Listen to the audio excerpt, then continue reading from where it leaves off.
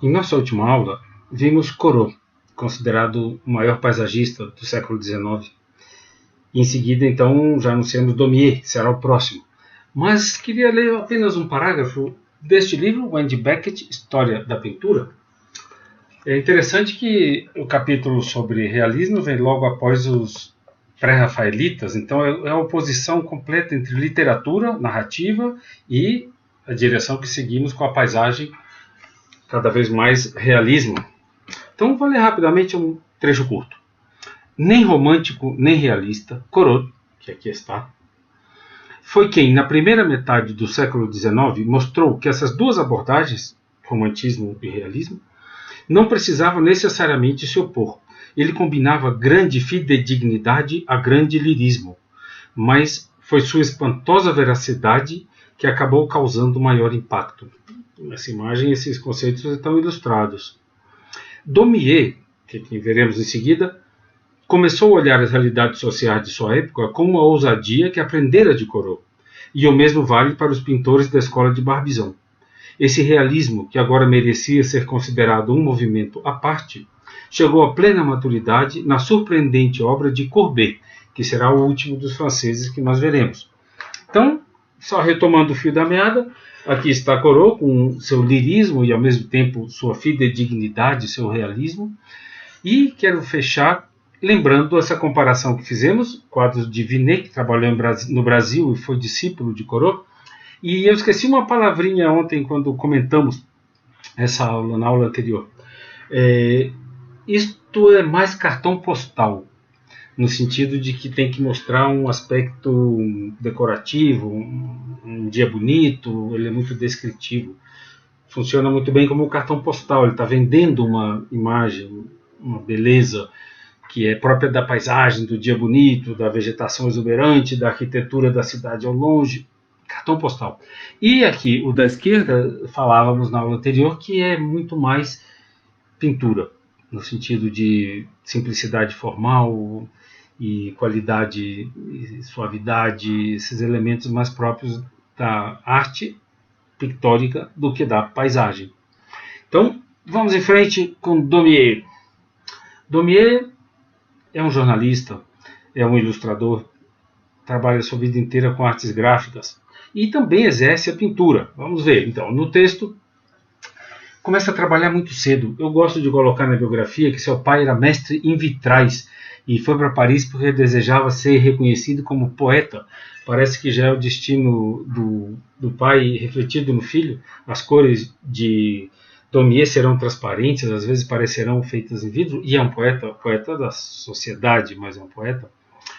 E então começa a trabalhar muito cedo, não é uma família rica, Daumier terá dificuldade, será pobre toda a sua vida, foi ajudado por Corot, como já mencionamos. Começa a trabalhar com 12 anos, ia sozinho para o Louvre, onde ficava admirando as coleções. Aos 14 começa a estudar na conhecida Academia Suíça, que era um estúdio de arte onde não havia instrutor. Quem dirigia era um antigo modelo de Davi, Charles Suisse, Academia Suisse. E ali então conheceu Manet, Pissarro, Monet, Cézanne, já todo o movimento que se transformará no impressionismo em seguida. Então começa a trabalhar como ilustrador, fazendo litografia, que era a técnica de reprodução da época. Após a Revolução de 1830, esse é um período de revoluções, contra-revoluções, só vai se estabilizar em 1870, quando a França perde a guerra para a Prússia, então virá esse período conhecido como Belle Époque.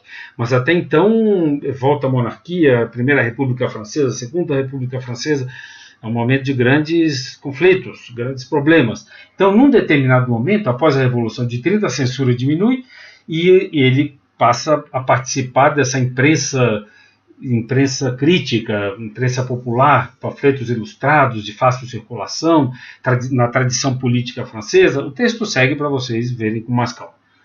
E eu coloco muito texto sobre o Daumier, que é um artista que eu amo muito.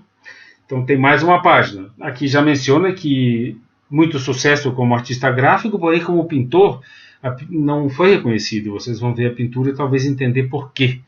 Como eu digo aqui, grande liberdade técnica, expressão, realismo são características não muito comuns na arte dessa época. Então aqui tem mais texto sobre a vida dele, diz que o sucesso profissional acompanha os dramas políticos, né? Situações políticas determinam a capacidade dele de trabalhar. E aqui, justamente falando sobre a Comuna de Paris, quando a França perde a guerra para a Prússia em 1870, vamos ver que Courbet, que será o último desses grandes realistas, inclusive é o que dá nome à escola, seria talvez o mais importante deles, o mais característico. Courbet, na Comuna de Paris, é uma autoridade política na área cultural e vota, decide, apoia a queda de uma coluna que havia em homenagem a Napoleão, a coluna Vendôme. E depois vai ser condenado por isso, foge da França por causa disso. E aqui então se diz que Daumier, talvez com um caráter mais realista, mais simples, mais homem do povo, menos revolucionário, menos radical, era totalmente o contrário. Opôs-se ativamente aos esforços de Courbet para demolir a coluna Vendôme. Então, figuras que participavam de todo esse contexto político da época. Daumier, começamos com isto, ele vai preso 6 meses por causa dessa charge. É uma crítica ao rei Filipe I, onde ele caracteriza o rei como Gargantua, que é um personagem de Rabelais, é um romance que tem uma fome insaciável. Então é um personagem gigantesco, um gigante, e aqui vemos então o rei, e é levada à boca dele a riqueza do povo, vou mostrar em seguida a gravura inteira, por esses lacaios, né? Então essa é a gravura, onde vemos então o povo aqui embaixo à direita, empobrecido, e a burguesia também, elementos mais populares e também pequenos burgueses, comerciantes, que tem que jogar os seus parcos impostos para que sejam levados por esses gordos servis. E aqui vemos monumentos e provavelmente a nobreza que acaba. E eu acho que ele foi condenado porque esse rei está na privada. E o que ele defeca depois de comer a riqueza são os privilégios da nobreza. E eu acredito que isso se torna insuportável. Dizer que o rei tinha uma fome insaciável por riqueza talvez não levasse Daumier à cadeia, mas mostrar o rei na privada defecando privilégios parece que foi além do razoável. Então essa é a carreira política desse ilustrador. Vemos aqui a modernidade, quando ele transforma o rei, passado, presente e futuro, nessa figura de 3 faces. O passado talvez sorrindo, aqui mais sério, finalmente com os olhos abertos, uma espécie de demônio, o futuro. E aqui transforma o rei numa pera. Isso é muito famoso na história da caricatura, pela simplificação. Cada vez mais os traços gráficos vão sendo transformados em apenas signos, linhas. E faz caricatura desses membros da Câmara, os nobres, os congressistas, e depois transforma isso em escultura. Quando estive em Chicago estudando inglês, gosto de contar para vocês minhas experiências, lá tem essa série inteira, são mais ou menos desse tamanho, são pequenas esculturas feitas em cerâmica e pintadas numa vitrine, e são caricaturas muito vivas do caráter desses personagens. Um grande caricaturista, não propriamente humorista, mas no sentido de realçar o caráter desses personagens nesses retratos tão crus e reais, alguns mais radicais, mais humorísticos, mais exagerados. É uma série muito rica. Aqui tentei mostrar a variedade dessas diferentes, tão caracterizados esses personagens, né, tão vivos, feitos então a partir dos desenhos que ele faz enquanto jornalista ao retratar essa realidade política. Aqui, por exemplo, se chama um Galileu moderno. Vocês conhecem a história de Galileu, que teve que negar suas próprias crenças e dizer sim, ok, mas para não ser preso, não ser torturado. Então essa figura provavelmente é o retrato de algum líder político daquele momento, e a justiça condenando ele, e aqui a liberdade, né? Moderno Galileu, usando essa metáfora para falar das lutas do seu próprio período. Esse é um massacre policial que entra na residência de pobres em Paris, 15 de abril de 1884, e massacra velhos, crianças, pais de família, mulheres, famílias inteiras. Então Daumier tem essa atividade de denúncia. Vocês imaginam, não havia fotografia. Então a importância dessas cenas era enorme naquele contexto. era um grande jornalista, desenhista. A pobreza, the big city, a grande cidade. E sua atividade como pintor, como já disse, não teve reconhecimento. Se pensarmos que naquela época ainda havia uma academia muito ativa e com aquele artesanato e aquela idealização maravilhosa, exagerada, isso não tinha olho para esses quadros de Daumier. Não havia capacidade de digerir, de entender, de assimilar essa crueza, essa simplicidade técnica e, ao mesmo tempo, essa denúncia. Então, muito moderno, 1845, Os Mendigos. E aqui a grande qualidade da sua caricatura. Nem tudo em Daumier é traço rápido e primitivo, simplificado. Ele, provavelmente quando tem um pouco mais de tempo, executa seus desenhos e seus retratos com uma grande qualidade. São litografias. Vamos em ordem cronológica. Aqui eu quis comparar com um trabalho meu. Esse é o meu trabalho de ilustração, quando tive que ilustrar uma realidade que, quando um juiz expulso da magistratura por crimes cometidos, ele não perde seu salário. E essa era a matéria que eu estava ilustrando. Então, você se pergunta como ilustrador, como vou traduzir isso em imagem? Então fiz essa figura como se fosse alguém que está levitando, está acima da realidade, tem privilégios, está sobre os normais, dos mortais, é quase um deus, um super-herói. E claro, aqui tem um trabalho de pesquisa, você tem que ir procurar como é o uniforme, a roupa, o vestuário de um juiz e caracterizar então essa figura, mas quis comparar porque a liberdade de um Daumier, ao traduzir os fatos de sua época com essa crueza, com esse realismo, é que abre caminho para o trabalho dos artistas contemporâneos. Então, de algum modo, somos todos filhos, devedores desses artistas que trabalharam antes de nós. Esse é um personagem importante, não é um personagem verídico, real, mas é a caracterização de um provocador conservador, no momento monarquista, um personagem que está sempre pronto a desafiar, a agredir. Então é muito famosa essa escultura dele, Ratapoil, que seria então a caracterização desse espírito extremamente conservador e agressivo naquele momento histórico. E vai copiar, dentro dessa energia que tem os seus personagens, Rubens, o grande barroco, porque as fontes dele estão nesse exagero barroco, nessa vitalidade. Então aqui é uma cópia da bebedeira, intoxicação de Sileno na corte de Baco. E quando faz uma Santa Madalena, Maria Madalena no deserto, é claro, aqui o erotismo está presente, como está caracterizado muitas vezes ligado a essa personagem, mas chama atenção para a liberdade técnica e a força expressiva, justamente aquilo que faz que a pintura de Daumier não seja assimilável no seu tempo.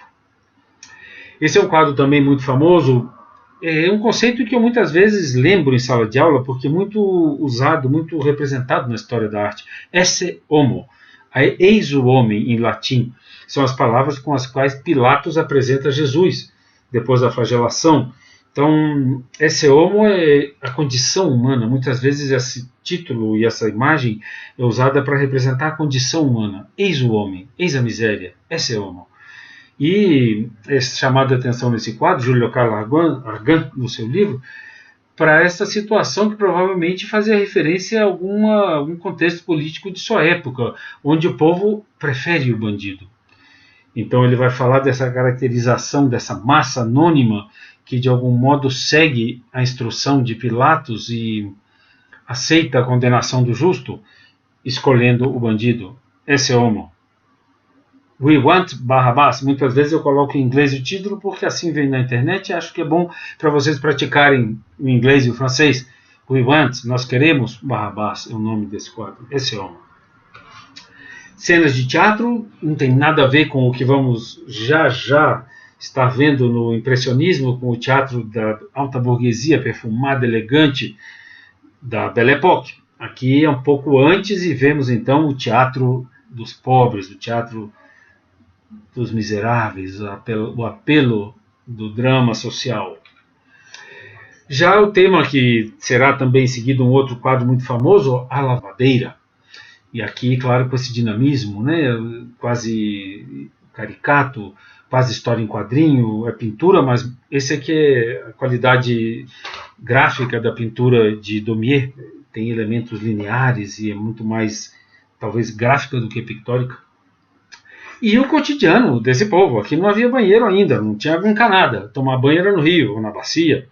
Então vemos aqui esse povo indo tomar banho no rio, com sua nudez, sem beleza idealizada alguma.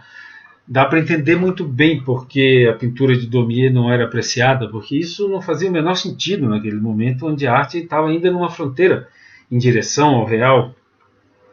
E aqui temos de nos deter um pouco, uma espécie de parêntese na minha aula sobre Daumier, porque ele ilustrou muito Dom Quixote e Sancho Panza. Vocês devem conhecer os dois personagens. Dom Quixote é aquele idealista que segue suas visões totalmente fora da realidade, e Sancho Panza, o gordo Sancho Panza, é o senso de realidade que sempre diz para Dom Quixote: não, Dom Quixote, essa Dulcinea que Dom Quixote acha que é uma grande dama é apenas uma empregada desdentada do lugar onde eles estão, da hospedaria onde eles estão.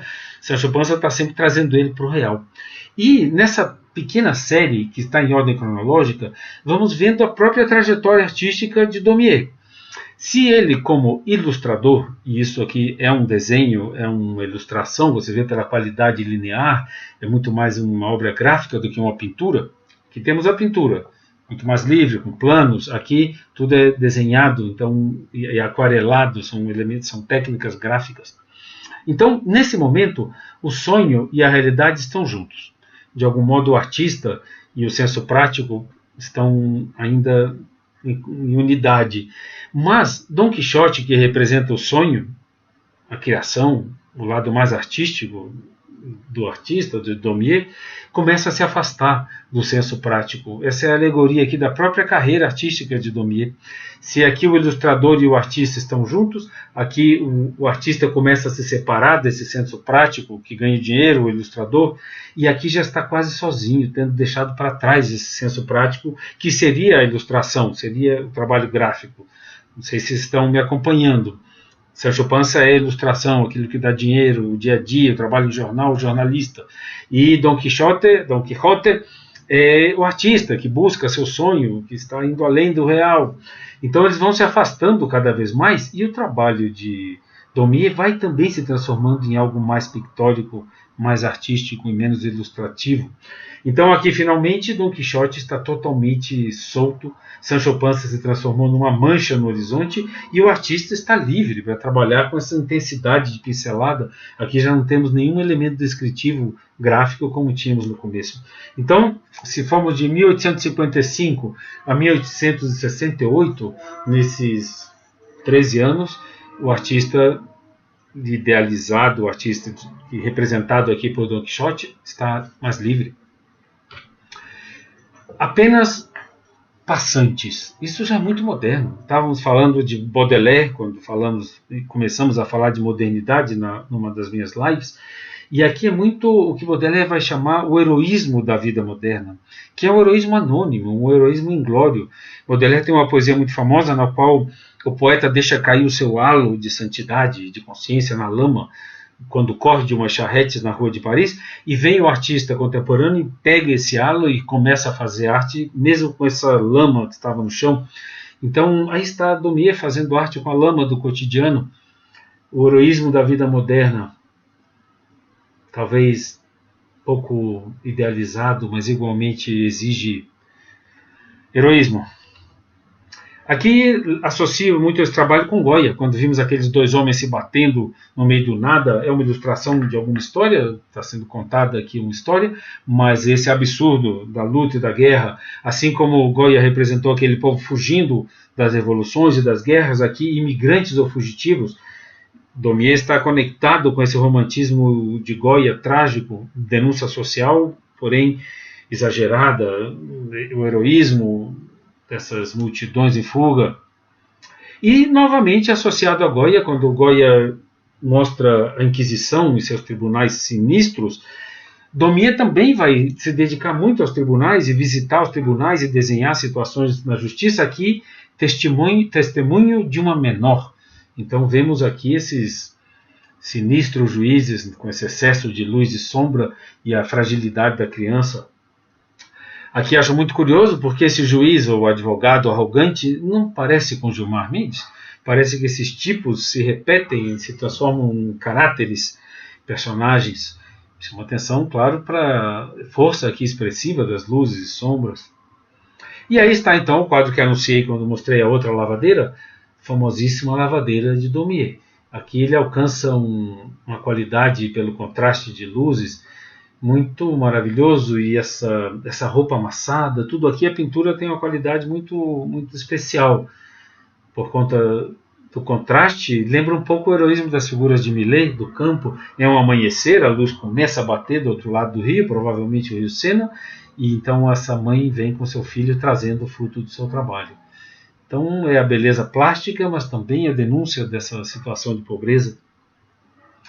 E mais para o final da vida, Daumier vai ilustrar essas cenas de amantes das artes, e que corresponde também a uma realidade social, cultural do momento, com a reprodução, com a litografia, com as obras gráficas que começam a ter mais visibilidade.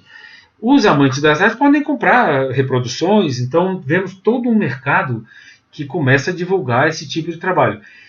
Esse é o aluno e o professor disse que Daumier dá de presente para Corot esse trabalho na sua velhice, provavelmente fazendo uma alusão à própria inspiração que Corot deu para esses jovens artistas.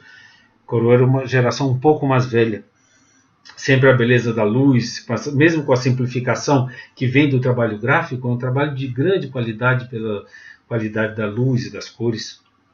E aí temos então esse universo dos amantes, o amador de gravuras, the etching amateur. Novamente aqui essa pequena burguesia apreciando em feiras essas obras de arte que agora se tornam acessíveis. Novamente aqui o personagem admirando a reprodução que pôde adquirir, o expert. E o quadro talvez mais famoso de Daumier, Vagão de Terceira Classe, que é o que está no nosso livro. E aqui se diz que é uma realidade já muito moderna e contemporânea, que é a solidão das multidões. E a tecnologia, o trem, os meios de transporte possibilitam que estejamos juntos, mas solitários. E também se fala que já é realidade econômica, que aqui os camponeses podem levar seus produtos até a cidade. Então está representada toda essa condição, a pobreza, a terceira classe, a velhice. Essa avó provavelmente são as 3 gerações. É um quadro que acaba tendo uma dimensão religiosa, assim como vimos em Millet, ao retratar esse esforço pela vida desses camponeses. Mas Daumier não fez apenas o vagão de terceira classe, fez o de segunda e o de primeira. Então vemos aqui na segunda classe já tem uma cartola, já tem algo para esquentar a mão, menos gente, mas ainda são pobres. E aqui na primeira classe, a mulher já lê, chama atenção para esse detalhe tão lindo, que vamos ver cada vez mais as mulheres lendo. Isso já é modernidade. A mulher no meio de transporte, provavelmente com seu pai, mas já sabe ler. E aqui novamente fiz uma relação com o meu trabalho de ilustração, vocês sabem, fui ilustrador toda a minha vida profissional. E aqui quis mostrar novamente como uma ilustração de Daumier, onde ele se chama um consola o outro, os 2 grandes políticos, um consolando o outro. Eu depois tenho a liberdade de, quando faço um abraço de políticos, transformar isso numa espécie de abraço de polvo, com muitos braços e mãos. Então, novamente, essa liberdade que esses antecessores vão conquistando é o que nos permite exercer nossa criatividade com essa liberdade. Novamente aqui o teatro briga nas plateias, nas galerias. O teatro, novamente, aqui personagens da comédia sendo iluminadas por baixo, liberdade técnica enorme. Esse é dos trabalhos mais lindos de Daumier, os músicos, e o próprio trabalho é tão musical, parece que está todo ligado ao ritmo musical. E aqui, novamente, como vimos em Goya, aquela multidão um pouco anônima, passiva. Novamente aqui o banho, em condições insalubres e possíveis naquele momento para o povo. E vamos chegando então ao final de minha aula sobre Daumier, o pintor, uma espécie de autorretrato, obra muito gráfica na sua simplicidade, né, na sua riqueza de pincelada, textura. Grande pintor, grande artista gráfico. E esse então é o último trabalho de Daumier que eu mostro para vocês. E é um trabalho inacabado, mas que anuncia já tudo que vem depois. Se lembrarmos do grito de Munch, que é uma grande referência no expressionismo, aquele grito na ponte, aqui já está o homem gritando. E essa condição pendurado numa corda poderia ser talvez um trabalhador fazendo uma obra, mas não temos nenhuma informação sobre isso. Então se transforma numa espécie de metáfora de uma situação humana de impotência, incapacidade de sair de uma determinada crise e expressão por meio desse gesto, desse grito, de um desespero já muito moderno, não há nem rosto sequer. Então estamos longe da descrição de um fato literário, mitológico, histórico ou religioso. Aqui já estamos numa modernidade simbólica, chamemos assim, muito crua, poética e livre. Então esse é o caminho que esses artistas vão abrindo para o que vem depois. Quando temos então Daumier, que já não está nem ilustrando uma cena social ou algo que esteja acontecendo, já é um símbolo propriamente, está ligado inclusive ao simbolismo, que é essa escola da qual já falamos. Chegamos então, e vamos apenas iniciar nessa aula de 30 minutos, nesse artista que é considerado o criador, o fundador do realismo, porque Courbet, quando tem seu trabalho recusado em 1856, se eu não me engano, no Salão, cria uma espécie de tenda, faz uma tenda, onde escreve Tenda do Realismo. Então ele é que propriamente vai dar nome a esse movimento. Mas Courbet, como professor, eu sei que não deveria colocar minha posição pessoal, mas talvez serve para vocês entenderem como um apreciador de arte define suas preferências, né? Mas Courbet, eu tenho um pouco de pé atrás com ele, assim como falei com relação a Pedro Américo. Courbet é extremamente vaidoso e nos autorretratos vai estar sempre olhando assim de cima para baixo, e essa atitude dele polêmica, revolucionária, implica numa espécie de veemência. Talvez, como dizia um mestre que eu tive, nossa principal virtude é nosso principal defeito. É uma frase muito questionadora, mas talvez esse excesso de veemência do Courbet seja ao mesmo tempo sua principal virtude e seu principal defeito. Até aqui chegamos, então, até a próxima aula.